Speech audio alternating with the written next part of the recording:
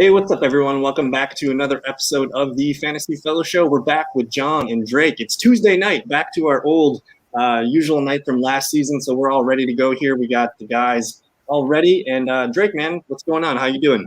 I'm doing great. I'm happy to be here this week, guys. And John, welcome to the show, my man. How's it going?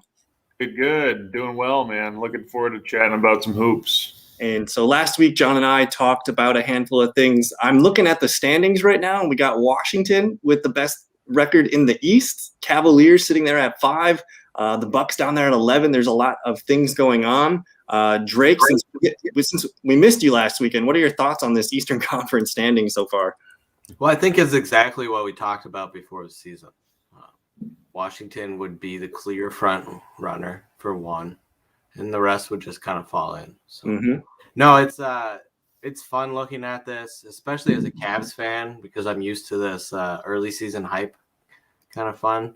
But I think we have some clear teams that are going to stick around in this playoff mix. So looking at it, we got the Sixers at 7, Hornets at 8. I don't think anyone can argue those. Sixers without Embiid right now too. Celtics, they're kind of just a strange team. Well, they're treading water without Jalen right now. So to be honest, 7-7 ain't so bad. He's been out for a while now.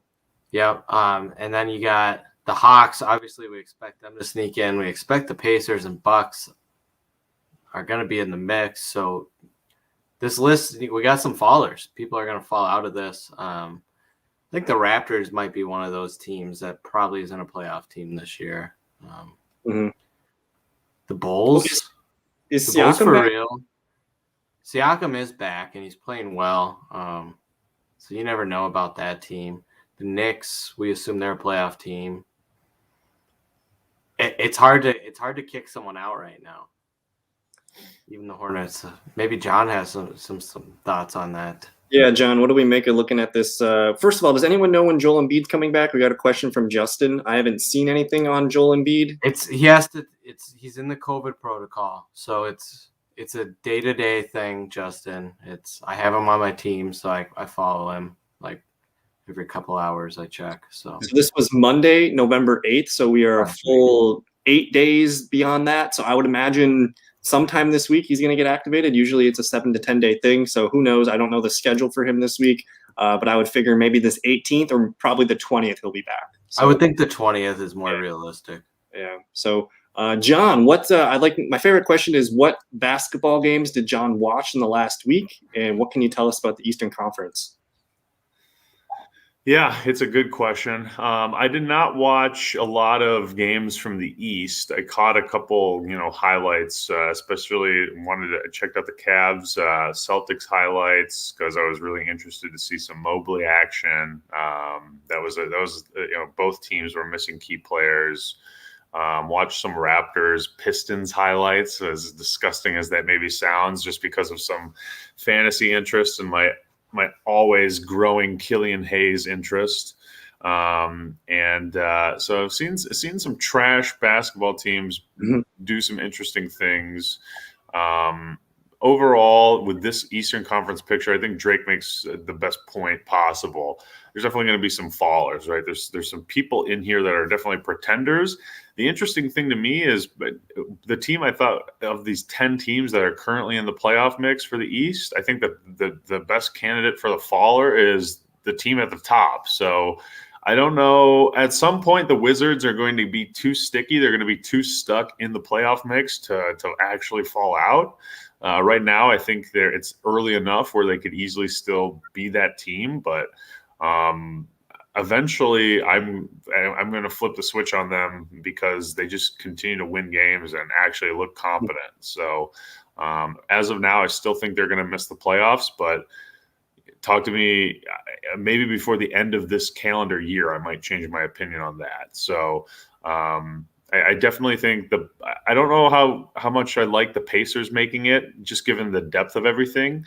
But I think the Raptors and the Wizards fall out, and the Bucks and the Hawks take their spot. I have no idea what that order for the final 10 teams is going to look like. East has just been weird this year, and there's a lot of, as we all know, there are a lot of injuries to key teams, or a lot of COVID things going on with key teams right now. It's just kind of making for a lot of randomness. The Wizards are interesting. I think they can be a play-in team, the 7 to 10 range. They're going to have some kind of stretch where they're not going to be able to maintain this win streak that they're on. So they're going to probably fall down. But between Toronto, the Hornets could be, falling out of here. They're going to probably slide in somewhere right into this range, I would expect, over the long term. But so far, it's looking like the Pacers, Pistons, and Magic, we can kind of rule them out. I don't know. Indiana's close. Like, what's wrong with Indiana? I haven't really seen them play much. But I'm just trying to figure out what are they missing right now. It's a new coach, so a new system. I know Levert's out. Who else is out there? Is Sabonis playing? Sabonis has just been underperforming. Like last year, he was like a 24-12, and this year he's like a 18-11. Obviously, TJ Warren's still out. I can't count this Pacers team out because I think eventually they probably figure it out. That's why the East is so hard for me right now.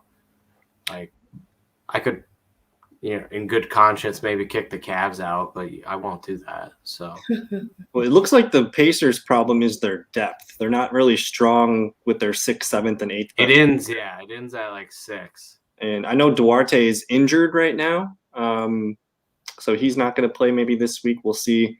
But Pacers are just kind of lacking. But this is a fun top-to-bottom Eastern Conference. If you want to look at the Western Conference real quick, Golden State continues to play really well at 11-2. They just lost their second game of the season just a day or so ago. So that's shocking to see.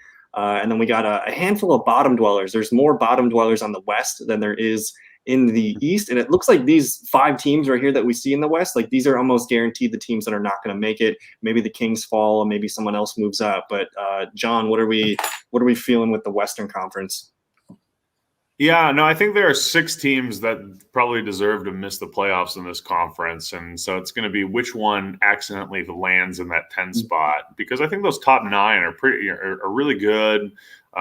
Really strong teams, all very, very, interesting playoff competitors. The Blazers have really stunk it up to begin this season, but I'm a big Dame believer. I definitely expect him to bounce back as the year, gets stronger as the year goes on.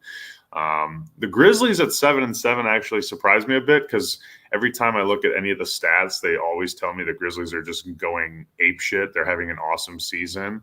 They obviously have, they're 5-5 over their last 10, so they're pretty much 500 across the board the entire season this year. I'm just surprised to see them so low. And LeBron hasn't really played much, so Lakers at 8-7 it's interesting that they're treading water without their guy. And I feel like Luka's been kind of underperforming, at least like statistically this season. I wouldn't say, he's played poorly. It's not as extreme as like Dame Lillard or some of the other stars, or like James Harden to start the season. But for the Mavericks to be at 9-4 and Luka to not be on an MVP pace is very interesting to me. I feel like the Mavericks have more upside as the year goes on if Luka can kind of round himself into form. And I know Luka, I just had to slide him to my IR. He's missing, I think, the next game here. Let me pull this up. He's got the red O there. It was a ankle injury, so he's not playing tomorrow night. He exited last night's game kind of early, so we'll see how long that keeps him out. But he's been healthy the whole season, and he's putting up a lot of numbers and stuff. It just doesn't seem like he was on the pace that he was last year. Maybe that's just the product of a better unit around him, I guess, which is less Luka, more wins. I guess that's a pretty good recipe for real-life basketball. But I don't know, Drake, anything else stick out? I don't know how much Western Conference b-ball you've been able to watch, but anything sticking out for you here? Any predictions with some of these bottom teams? I've actually watched more Western Conference than I have Eastern Conference this year. Of course, the Thunder always spike my interest. They're on a 2-game loser right now, but they're having fun there. They're kind of like the Cavs team of a year ago. I think they're on that trajectory to kind of next year be in that mix. You got a bunch of young players finally figuring it out. You got veterans, and you'll have people coming back. I am going to upset a lot of our viewers right now, but I think the Portland Trailblazers are trash. I think it's a terribly run team. I think everything they've done to this point has just aged Dame Lillard, and now he's getting to the point where you got to move him. Dame's got to go. It's not because of Dame. It's because of what the Trailblazers have failed to do with this team. And I think at this point you need to admit what you are. And you can be a sub 500 team, or you can start the rebuild. And you can move Dame and create that start of the rebuild. You can get a Ben Simmons. So that's not a bad start to your rebuild. You know? I'm just looking at their current depth chart and their kind of roster for fantasy right now. You got Lillard and McCollum, but after that, everything else is inconsistent and questionable. So they need it, and there's almost like a too many cooks in the kitchen kind of thing. They're playing a lot of guys deep minutes right now. If you were to move Lillard or make a move, maybe that's a little bit better, where there's less is more quality players playing more minutes. You got a weird Nance and Zeller rotation right now behind Nurkic. I don't know how well that's working. But John, have you seen much Portland at all this year? I haven't really watched Portland, no. And actually, last I checked, Lillard was performing much worse than what we see here. He's still not moving the ball. He doesn't seem to be facilitating as much as years past. But his scoring is definitely on the comeback. So, like just his normal points. And so that's obviously a big translator into fantasy points in a true points league. So it looks like he's having a bit of a bounce back, but I haven't watched them much. I think I think Drake makes a really interesting team building point. Like Dame Lillard, especially now that he's on the wrong side of 30, he's absolutely, his value begins to tank a little bit in other teams' eyes year by year. He's got multiple years left on a contract, and he's closer to 30 today than he'll ever be again. This is such an if the Blazers do take that a long hard look in the mirror and decide that, hey, we're not competing for anything, we're competing for like a 9 seed right now. This is the optimal time to move Lillard. So do you guys agree though? Look at this roster. I mean they're competing for a play-in at best, right? At this point now, I can't see it getting better with the current roster. You're banking on Anfernee Simmons and Nasir Little to continue to improve in almost each and every game and try to just lift this team up a little bit. Norman Powell's always been really inconsistent too. He'd have to hit some kind of glitch in the matrix and just start being a consistent scorer. And then if Nurkic goes down, I'm concerned, but they have at least Larry Nance and Zeller to plug into that hole. But it's lacking, especially at the 4th through 7th or 8th best players. That's where they're lacking. Well, just look at the fantasy averages. Mm-hmm. You go from 35 to 24, and this is in the last 7 days. So they have about 5 players averaging over 20. If I hit the actual season, we're probably looking down to, again, still only 5 players for fantasy. And I don't know, John, any final thoughts on Portland? No, not really. It's not a team worth spending a whole lot of time talking about, really, because it's gross. Also, we love the Portland fans. We're not here to trash. We're just saying what we're seeing right now. Calling a spade a spade. You can come back mid-season when they're 12 games over 500 and give us crap. I'm okay with that. Well, so say Dame turns it on. I mean, they're only 2 games out of this Clippers range where they need more than that though. Right. So it's doable, but I think in the long run, they're probably a 6 or 7 seed, and that's at the best of outcomes without changing anything on the roster as of today.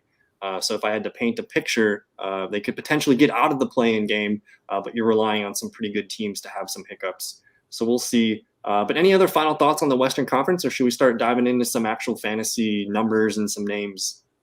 Can you dig into the Wolves just for a fantasy? Yeah.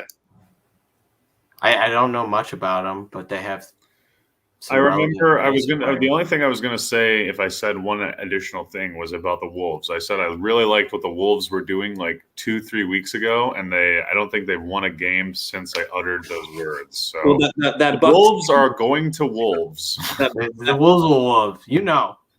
That Milwaukee Bucks game where they kind of just blitzed us from the start of the game, like that was kind of like their big Super Bowl game, if you will. And then after that, it's been kind of whatever. But so they're relatively healthy. The main three, Towns, Edwards, and Russell, are all playing well. It looks like they're playing better. It looks like Russell's playing better than he had started the year. And then after that, it's murky with Beverly, Naz Reid. I really don't know if anybody. Have you guys dabbled with any of these other dudes? I drafted Malik Beasley. Yeah, he was good last year. And I don't know. You can just chalk this up of what John said is Wolves gonna. Yeah, and only three players from the Wolves are rostered here. I think you could probably be gambling with some Naz Reid or some Patrick Beverly on a nightly basis. Reid's fun when he's healthy. Right. We've been all been on the Reid train before. Look at that. He's put up some 30s. And he's got some questionable foot stuff going on right now. But anything? Did we cover the Wolves enough here? Anything else? What about Jalen McDaniels? That's kind of a surprising fall off. Yeah, his early season numbers were insane. He was getting some awesome stocks, steals and blocks, and since then he hasn't done much. It looks like. So, the minutes are there. I guess you could say that you see some 30 minutes per game. That's kind of nice. But everything else is just too inconsistent. If he could start scoring double digits on a nightly basis, that might be fine. But for the most part, it's not looking. But he was a fun piece last year. Yeah, and it was a fun pickup, and he was kind of carrying it. But look at that picture. That's exactly what explains his performance. So he's a guy you add to your watch list. If he starts getting consistent, he might be. He had a run last year, I think, in fantasy down the stretch, so he could be a nice player. But I don't know. Vanderbilt's been a good player for them lately. I'm just looking at the minutes from the last 7 days or so. It's been Beverly and Jaden McDaniels. So that's kind of the rotation so far right now. But John, any other thoughts here on the Wolves, or should we bounce to another team? I like that they're big three, but yeah, the rest of the roster, at least from a fantasy perspective, has been useless. Like you said, you said it well. I think there are games here and there where some of these guys are going to be usable, especially if one of the big three misses a game.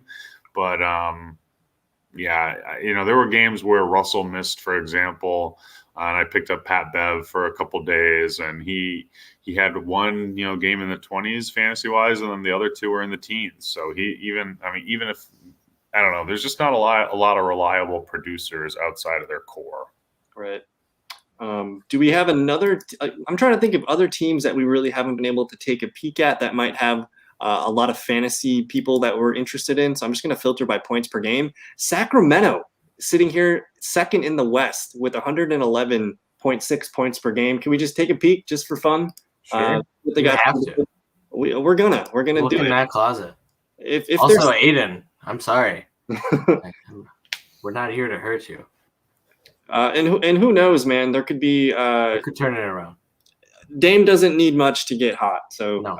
If that's the diagnosis where they just need him to be, And I have watched some Trailblazers games because they played the Cavs. Mm-hmm. I even sent John and Kyle a highlight from that of Dame lazily trying to take a layup and Mobley sending him up into Space Center there. So looking at the Kings right now, they have it looks like 8 players averaging more than 19 fantasy points per game over the last 7 days here. Of course, De'Aaron Fox is a beast. Tyrese Halliburton. Have either of you guys caught any Kings ball? I did watch some Kings ball. It was just a stream the other night, and I was super impressed. Every time I watch Halliburton, I'm impressed. Mm-hmm. He's I like watching this guy play basketball. He's intelligent with the ball. Yeah, he plays the game, how you want to see it. Harrison Barnes is always there. I didn't know Tristan Thompson was on the Kings, but at least he's on an LA team, right? Anybody know Chimizi Mitu? Anybody know anything here? He just had a double-double last night, 16 points, 10 boards, 32 minutes. I'm assuming. I think John actually plays against that guy in the offseason on the courts in Chicago there. Yeah. Yeah, I know Metu used to be, or Me Too, maybe, I'm not sure. He used to be on the Spurs, I'm pretty sure. But have I watched many Kings games? Not really. And has this guy popped up on my radar this year? Not really. So I'm just intrigued because I don't know who he's stealing minutes from, but 32, 24, 21. He's on an uptrend right now. Like all of his minutes have gone up over the last 4 games. All of his points have gone up in the last 4 games as well. So this is a guy here that we're going to want to click onto the watch list and see what happens.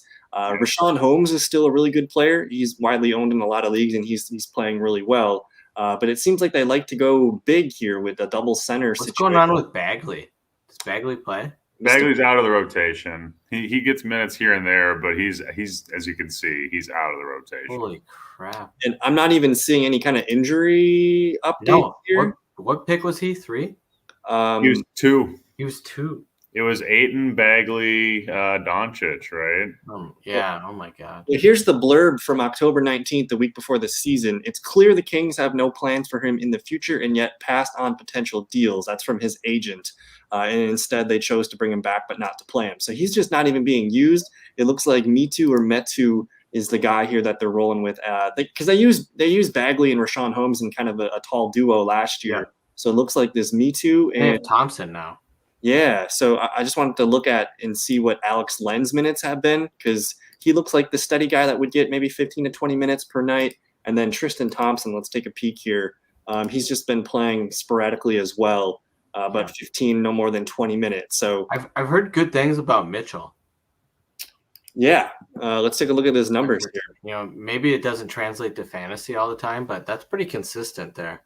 So this is for a 10 or 12 man league, this is like fringe rosterable, I would say, where Hef's got him. So Hef, tell us more.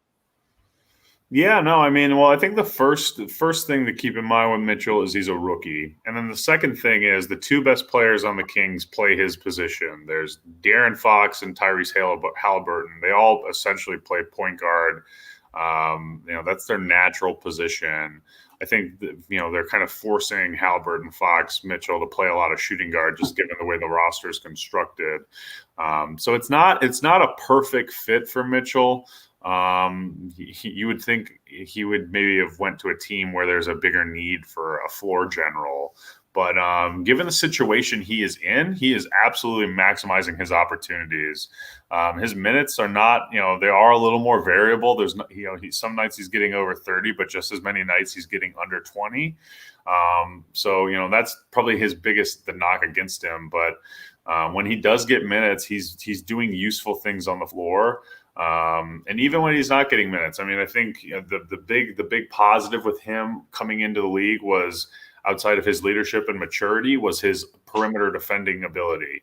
And that doesn't, and that's one of the few things in fantasy sport basketball that doesn't always necessarily translate into points, but it's a great way to keep you on the floor. And it's a great way to contribute to winning basketball. So Mitchell's, at least for this year, definitely going to be one of those guys who's a lot better at basketball in real life than he is at basketball in fantasy. But, I'm not really sure what the Kings are trying to do with Fox, Halliburton, and Mitchell. They all are very interesting assets that all play the same position. I just kind of assume they're going to trade one of them at some point. And if they do move on from Fox or Halliburton at some point this year, which at this point would be a bad idea, but Mitchell would get a big shot in the arm in terms of value. So I would pay attention, especially if you're interested in Mitchell, to this team around the trade deadline, because if they do move on from I think Halliburton and Fox especially, Mitchell is really, really valuable. This is an interesting exercise, because if they do move Fox, like they could get a pretty, like it seems like they need a wing, a 3 or a 4 here on this team would help maybe to push out Barnes or compete with Harrison Barnes. But they're running 3 guards over 25 minutes here. So it's interesting. And they're looks like they're using Mitchell as kind of that 6th or 7th man at the moment. So it's weird. They're playing like probably a 3 guard lineup with like 2 big centers. So it's an interesting. And Buddy's more of a guard than he is a wing. Right. Buddy's pretty small, underside. And he has this team is like forever stuck in purgatory. I swear. Right. It's just draft after draft, and I think they made the right pick because Mitchell is excellent, but then what do you do with? I think Fox is the guy, right? Because you can get just a king's ransom for him, right. And Halliburton, he's still your young player on a rookie contract. Yeah, I think you want to build around Tyrese, explore what Fox can do. Tyrese and Mitchell, and obviously move Bagley too. I don't. From a front office, got any value anymore. I could have fun on 2K. I gotta buy the new 2K and just take over the Kings. It's an interesting. I like the top 6 players here. Like this, it's a good, solid. Like those are all good players. But then Holmes is probably the most underrated player in the NBA. Mm-hmm. He's fun to watch, and then I guess it gets questionable with their depth for Harkless, Me Too, Bagley. But it wouldn't have to. That's they probably still have your boy. Is Davis there? Terrence Davis. Yeah, your guy. And Thompson's there What's too. he just doing sitting there? So it's an interesting group. We'll see if they can figure out a way to keep the minutes up for everybody. But I like Mitchell's future. I don't know if it's going to happen for him this year. He's only 5% rostered. So like in a 12-man league, I think I do it. I think I go at him. But I don't know. I think we probably spent too much time on the Sacramento Kings. Any other call out a team? We can take a peek at them. Something strikes you? Let me know. Look at the Rockets. The Rockets. Oh no. Houston, we have a problem. Let's see what is going on here. So I'm just going to filter we'll go by the last 7 days here, and we'll see who's what for fantasy. KPJ, 27.8 fantasy points the last few games here. Christian Wood, probably underperforming for Christian Wood here. Jayshawn Tate playing well. Alperen Sengun, 23.8, and Eric Gordon. Have you guys watched any Rockets? I don't know if they're even on national TV or if you've stolen a game. Any thoughts? I've caught some highlights because I am interested in Jalen Green and his development. The rookies this year are, the stats might not always prove it out, and this is especially true early on for most rookie classes. But Jalen Green pops off the screen if you watch Rockets highlights. If you watch Rockets games, he misses a lot of shots. He doesn't look like he knows what he's doing all the time, but when he does have some conviction and makes a decision, he just absolutely pops off the screen. Now it's not translating to a really awesome fantasy year so far, but he's one of those guys who maybe in the second half I could definitely see him.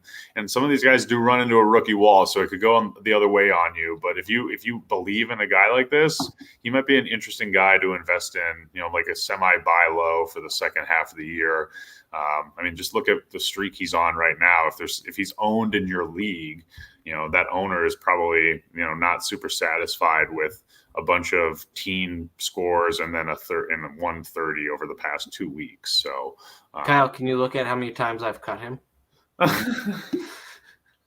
We got the dunk zone has dropped him twice so far this year. He was also drafted in the 8th round. We could see a player like Jalen Green. He's going to be slow to find his rhythm, I think, in his place in this league, it being a shooting guard, not having the ball always in your hand and depending on other players. But the minutes are here. If he keeps logging minutes, he's going to get more consistent and better over time. So this is a project if you have the patience. A lot of people are into him. 73% rostered here. So a lot of people like him. I've watched a lot of his stuff on House of Highlights, and it's fun. But like when you watch the condensed games of the Rockets, he's still playing D-League ball. It's when the ball's in his hand, it's his ball type thing. And that's what the Rockets are kind of at right now. And I think that's why you're seeing Christian Wood getting the down performance, because he's a good basketball player. He's doing the right things from a basketball perspective. That's not happening in Houston right now. Houston's the wild west right now. I like Sengun though. I think he is going to have a kind of a surge here because he can play that style better with the run and gun. He's a little more loose. He doesn't have rules. He can thrive in chaos. I think Wood is being punished for being a good basketball player on Houston right now. the fundamentals are lacking for him to succeed. Yeah. But John, anything stick out for you here on the Rockets? Well, another thing about Wood is he's just he's more as traditional of a big man as you can find these days. He definitely, shoots from range more than, your traditional bigs of yesteryear. But I think like this team is so devoid of point guard talent that it's really kind of, sometimes sometimes I think of point guards as kind of like the tide in the NBA. Is a good point guard lifts all the boats. The tide raises all the ships. Whereas conversely, and I don't even think it's because they have a bad point guard. I would say this team literally does not have a point guard on the roster. I think Kevin Porter Jr. is a more natural shooting guard. That's what naturally he would play that position. I wonder. Is there something here for the Kings? Like, there's not a lot of great talent that I think would be available, but I feel like the Kings, with their wealth of point guards, maybe there's something here. I kind of doubt it because all their point guards are young and interesting, and the Rockets probably aren't going to trade Jalen Green for De'Aaron Fox, for example. But if you could get like De'Aaron What Fox, happens with John Wall? He's just been broken, man. He's out. Does he play in the NBA again? Maybe next year, but it doesn't look like anything is going to happen for him this year unless the Rockets trade him. And I don't think the Rockets are actively looking to deal him. Well, you can't trade a $46 million contract for this guy. That's semi-true. So there'd have to be a buyout. It's a bizarre thing, but it's a standoff. An old standoff here. But for fantasy, like, are you? Like, it looks like Drake is supporting Kevin Porter Jr. here for fantasy. Has he been consistent enough for you? It looks like he's dealing with a thigh issue right now. He's been all right since I got him. And the thing is, in our league, is we have such a deep roster now, and we have the 10-man league. It's easy to keep a guy like this around and throw him in there. So, and actually, I picked him up last week. Early November, it looks like November 1st. So it's been a good 7 days trial, or I guess 16 days. It's the 16th. Yeah, my bad. He's staying probably. I have an issue cutting him. That's my fault. But I guess let's just shut the Rockets down and move on to something that's more interesting. We got a question from Justin. He's asking, who is starting for the Cavs tomorrow night? No Mobley, Allen, or Lowry, and it sounds like no Kevin Love. Let me pull up the Cleveland Cavaliers, and I'm just Dean Wade will probably play in that position. That's maybe where they're at. Yeah, Dean Wade will play. They might have called up Taco. Taco's on their G League team. 8 minutes last night.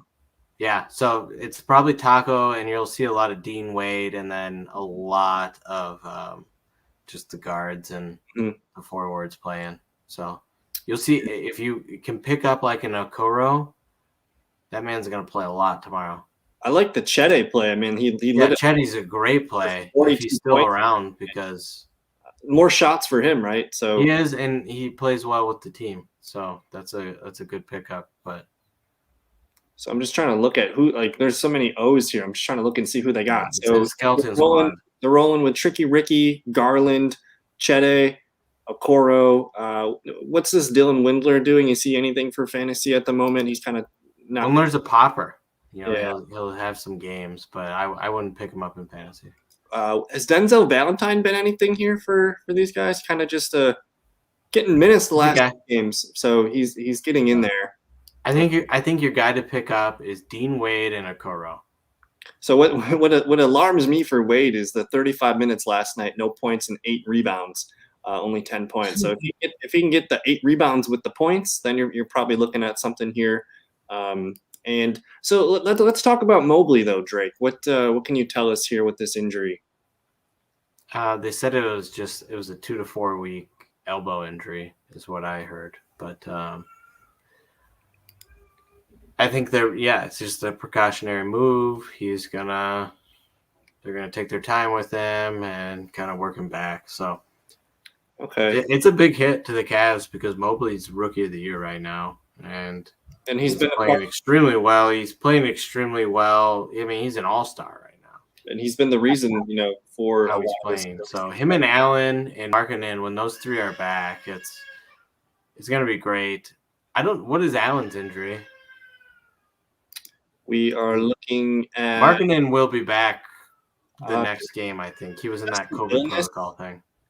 It's non-COVID, so maybe just out tomorrow night and maybe back for the next game here. So Allen should be. So when Allen and Markkanen come back, you'll see more of what the Cavs want to do, and then when Mobley's back, they add in one of the best pieces there. So. All right. So Markkanen's been out since the 3rd with this COVID stuff. So he's probably due back maybe this at the end of the week, but maybe the weekend here. So that's why I was saying the Embiid thing might be longer than we think. And he's only rostered in under 40% of leagues. So if you're looking for a guy and you have an IR stash spot available, Markkanen will have a heavy load coming his way. And then I don't know, John, what are your thoughts here on this Cavaliers team? Kevin Garnett, that's my early Mobley comp, and I mean it from defensive and offensive. I think he's the versatility on defense for a big man at this point in their career. I can't think of, I can only give him the highest praise I can imagine. So Kevin Garnett feels like a really, really solid Mobley comp right now. He is literally, and Drake, can argue if he disagrees, but I think Drake will tend to agree with this. He is the centerpiece of an NBA defense as a rookie. And Drake and I were having a small conversation about this over the past, or one of these days over the last week, and just talking about who is what's the last rookie that came in and played this well defensively. We had some ideas, but overall, he's in a class of his own. So the Mobley hyperbole, the Mobley accolades for someone who hasn't even made it into the next calendar year for their rookie season maybe seems a little early, but I think it's all well deserved. It's all warranted. The guy is for real.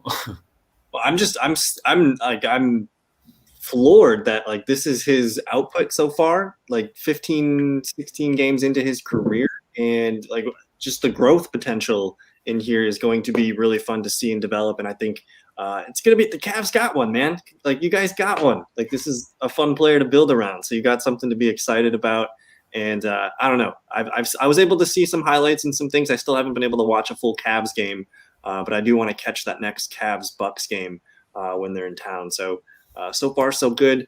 John mentioned something today that just scared the shit out of me because he said, "I can't wait for those Giannis versus Mobley matchups." I was like, whoa. Take it easy. Mobley's good enough to get Giannis for a play or two, though. He is. He's sneaky. And I think, some of the highlights I've sent you guys, he's so patient. He understands the game and he'll wait for these guys to get ahead of him. If you saw in the last block I sent you, he waited for that guy to just completely run down the court. And then Mobley knew with 3 steps, he could block that shot. So those are some young. And honestly, a big part of that is because Jarrett Allen is also playing in that lineup. So you have 2 guys that just love playing defense and love getting after it. So I think that has really helped him too. I think that's an underrated part of Mobley's ascendance here is that he gets to play with Jarrett Allen. It's not all falling on him to be one big guy. So he's got to wait. He gets to go out there and cover a wing. Yeah. So he's definitely when you're 6'11" and you get to go out and cover a 6'6" or 6'7" guy and raise your arm wingspan. That's fun. Right. because you have a guy behind you. Yeah, he's the perfect power forward for the new age NBA, because most teams, unless you're the Lakers, unless you're the Bucks, your power forward is a legit small forward from 10 years ago.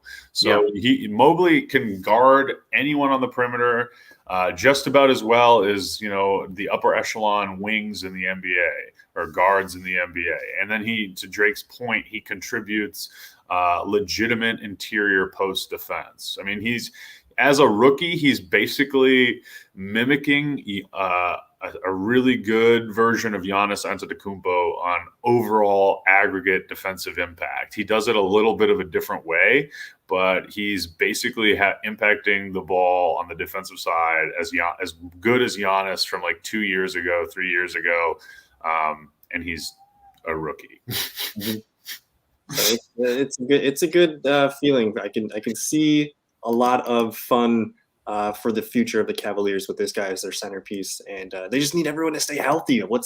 That's their issue right now. They just need to keep. They got the Cleveland Clinic right there too, and everyone's always hurt. I don't get it.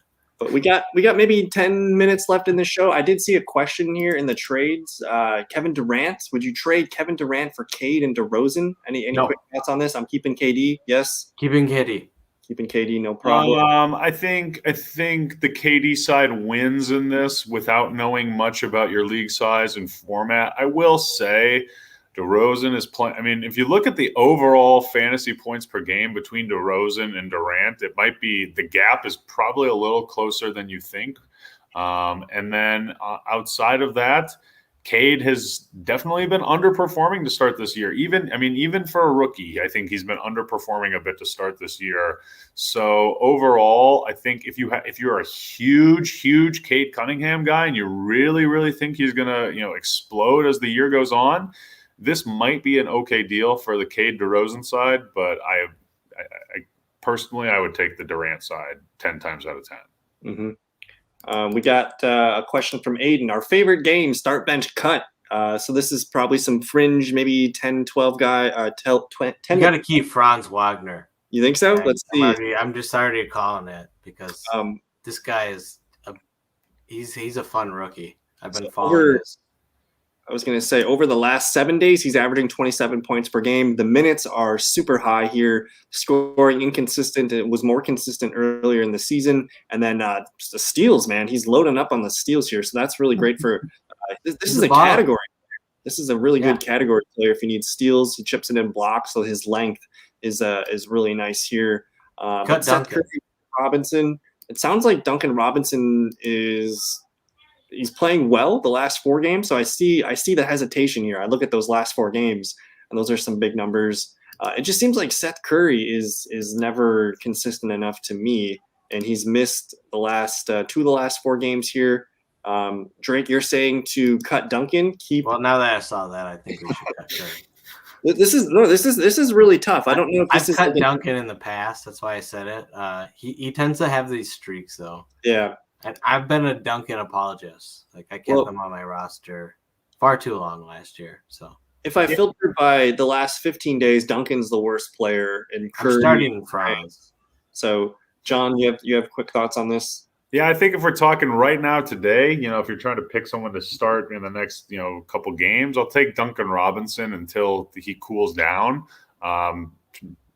One of the best shooters on the planet, but even amazing shooters are, they succumb to streakiness, to hot streaks, and Duncan is on one right now. So give me Duncan until that's not the case.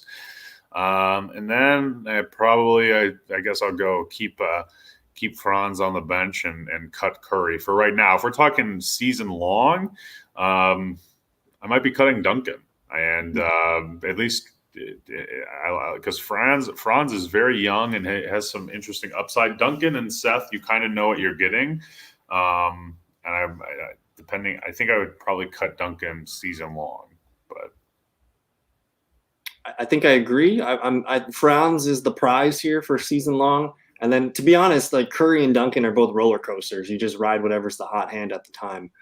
So that's a good one. Aiden, I think Aiden put up some stats here. I believe these are Trailblazer stats, if I had to guess. But he's saying this team is 13th in field goal percentage, 12th in 3-point percentage, 8th in rebounding, 14th in assists, 10 in points. Defensively, they're allowing their opponents to have the 25th field goal percentage, 28th three-point percentage, 11th in rebounds, and 23rd in points.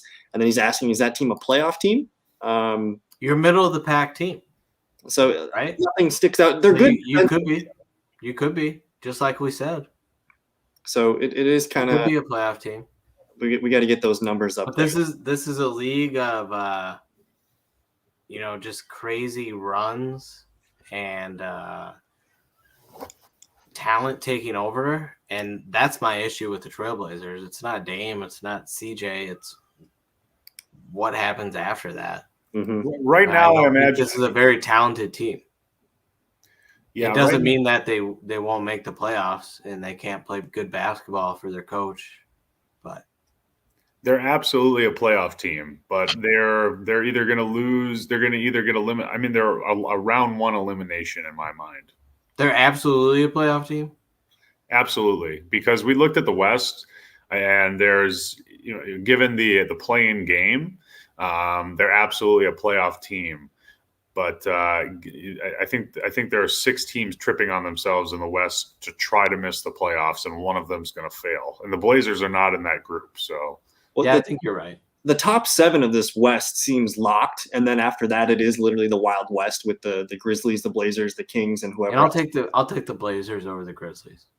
Okay, that's fair. But I can respect that. The Blazers they're a playing team. They're a playing team, and I think you guys are hitting it right on. With Dame, I mean, they could end up, winning that play-in tournament and being the 7th. They could win the first series. So it's all up there. It's all up for grabs.